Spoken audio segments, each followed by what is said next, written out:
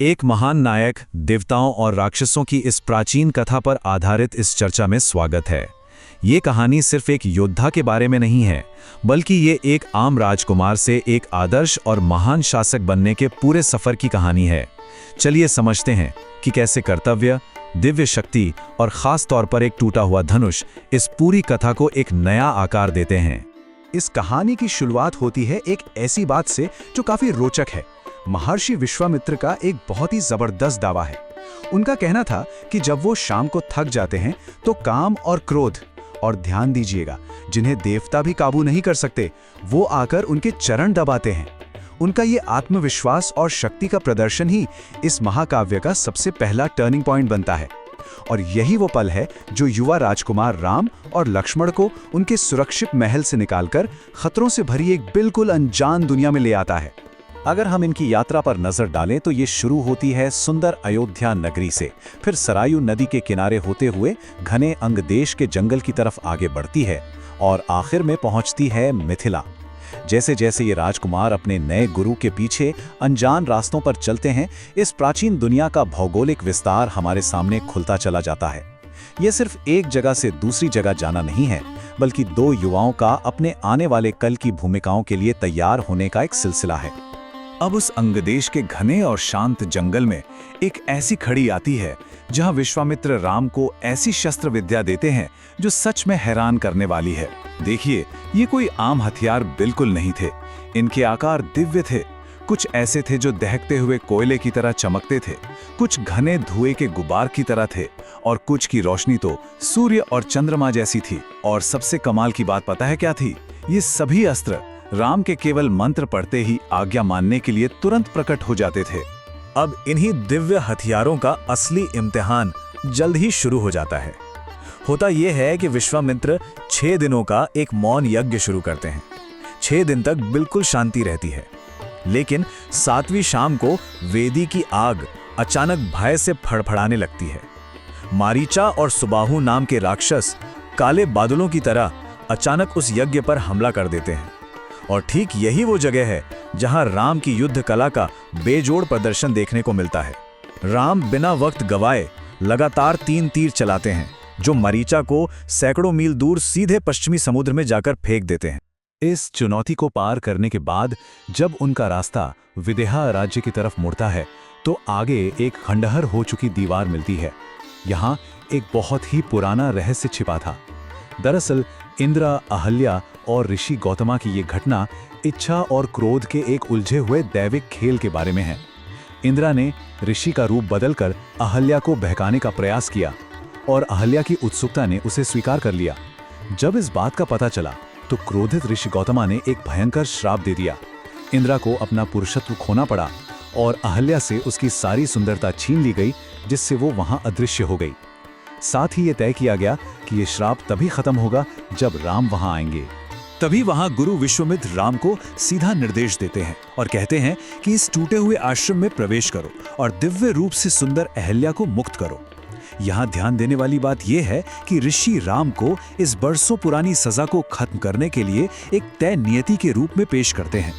ये हमें बताता है कि राम का सफर सिर्फ बुराइयों और राक्षसों को हराना नहीं था, बल्कि पुराने श्रापों को मिटाकर समाज में पुनर्निर्माण लाना भी था। और जैसे ही राम उस खंडहर आश्रम में अपने कदम रखते हैं, वहां पूरा माहौल ही बदल जाता है।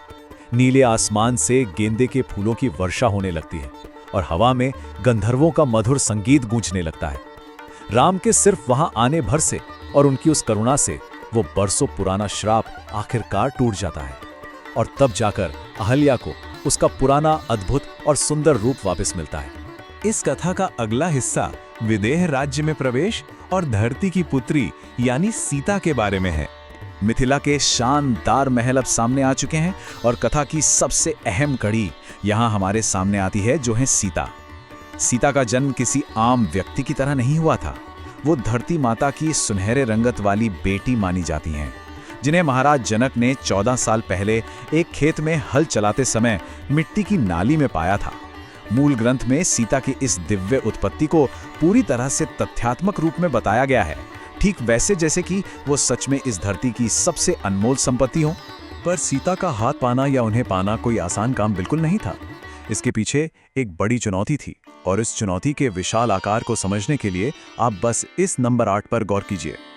एक लोहे के बक्से में रखे उस एक विशाल धनुष को सिर्फ अपनी जगह से खिसकाने के लिए ही 8 पहियों वाली एक गाड़ी की जरूरत पड़ती थी, और इस भारी गाड़ी को 5 बेहद ताकतवर लोग बड़ी मुश्किल से खींच पाते थे। सोचिए, वो धनुष अपने आप में कितना भारी और उठाने में असंभव रहा होगा।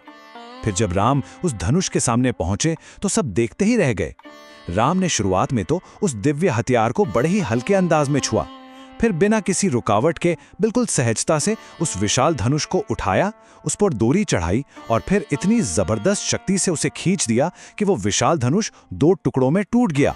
धनुष के टूटने की आवाज इतनी तेज और भयंकर थी कि वहां खड़े ज्यादातर लोग सदमे से वहीं जमीन पर ही गिर गए। एक ऐसी चुनौती जिसके आगे सारे शूरवीर नाकाम थे, राम ने पल भर में उसे पूरा कर दिया। तो चलिए अब देखते हैं इस भव्य मिलन को और धरती पर हुए उस अनोखे विवाह को। उस धनुष टूटने के हंगामे के बाद कहानी का वो युद्ध वाला तनाव एकदम से शांत हो जाता है, और अब पूरा ध्यान जाता है एक बेहद खूबसूरत विवाह की तरफ। यहाँ सीता के विवाह श्रृंगार का वर्णन सच में बहुत ही बारीकी से किया गया है। उनकी आंखें हिरन की तरह गहरी और बड़ी बताई गई हैं। उनके लंबे काले बाल धूप और अगरबत्ती की खुशबू से महक रहे थे। उन्होंने गहरे लाल रंग की पोशाक पहनी थी, जिस पर हवा जितने हल्के चांदी के घूंघट थे। पैरों पर लाल रंग सजा था और सीने पर मोतियों की 7 लड़ियों का हार था और एक गोल मोती सोने के पत्ते पर जड़ा था। ये पूरा वर्णन इस मिथकिया मिलन को एकदम सटीक रूप से हमारी आंखों के सामने ले आता है। इस विवाह की एक और खासियत थी, महाराज जनक ने यहाँ कुछ पुरानी धारणाओं को तोड़ दिया था। उन्होंने उन अहंकारी पुरोहितों के तरीकों को सख्ती से टाल दिया जो बस मूर्तियों और ऐसे रस्मों रिवाजों पर निर्भर थे और सोचते थे कि सिर्फ उनके पास ही हर बात का जवाब है। इसके बजाय महाराज जनक ने ये विवाह एक जुते हुए खेत में सीधे धरती माता की गोद में खुले आसमान के नीचे करना सही समझा, और बिना किसी पुरोहित के उन्होंने खुद ही नेतृत्व करके ये अनुष्ठान पूरा किया। ये उस दौर की एक बहुत ही प्रगतिशील और सच्चाई से जुड़ी हुई घटना दर्शाती है। जैसे ही विवाह संपन्न होता है और विश्वामित्र पहाड़ियों की तरफ अपने आगे के रास्ते पर निकलते हैं, महाराज जनक विदाई के वक्त एक बहुत ही गहरा संदेश देते हैं। वो कहते हैं, धर्म को अपनी ढाल बनाओ और सत्य को अपनी तलवार। ये छोटी सी बात ये साफ कर देती है कि हथियार और धनुष अपनी जगह ठीक हैं, लेकिन इस कथा के मूल में और जिंदगी की यात्रा में भी धर्म और सत्य ही सबसे शक्तिशाली होते हैं। और अब आखिरी पड़ाव, अयोध्या वापसी। चंद्र महल में गुजरे 12 साल। अयोध्या वापस आने के बाद राम का व्यक्तित्व एक नई दिशा में विकसित होता है। अब वो सिर्फ एक नायक या राक्षस मारने वाले नहीं, बल्कि एक बेहद समझदार शासक थे। उनकी अंदरूनी खूबियां और राजकाज चलाने का तरीका दोनों काबिले तारीफ थे। वो दिल से बहुत गर्मजोश थे और दूसरों की कमियों से ज्यादा जल्दी अपनी गलतियां मानना जानते थे। अगर उनके नेतृत्व की बात की जाए तो वो अपना ध्यान खुद रखते थे और बिना मांगे कभी किसी को सलाह नहीं देते थे। यहाँ तक कि उन्होंने कर भी ऐसी ईमानदारी से वसूल किया कि प्रजा को कभी खराब नहीं लगा। उनमें एक अनोखा संतुलन था। वो ऐसे थे कि अपने हाथ से लोहा मोड़ सकते थे, पर एक नन्हे चिड़िया के टूटे हुए पंख को ठीक करने की कोमलता भी बस उन्हीं में थी। तो इस बेहतरीन सफर के बाद हमारे दिमाग में एक जरूरी सवाल आता है, आखिर वो क्या चीज है जो किसी अद्भुत दैविक शक्ति को एक ऐसे शासक में बदल देती है जिसे हर कोई इतना प्यार और सम्मान दे? इस कथा ने हमें सिखाया है कि किसी शूरवीर की सबसे बड़ी विरासत सिर्फ किसी असंभव धनुष को तोड़ना नहीं होती। उसकी असली महानता उसकी शालीनता, गरिमा और उस करुणा में छिपी होती है जिसके साथ वो अपना हर दिन गुजारता है। और उम्मीद है इस कथा के इस गहरे विश्लेषण से आपको इन प्राचीन तत्वों और सीख को एक नए दृष्टिकोण से समझने में जरूर मदद मिली होगी।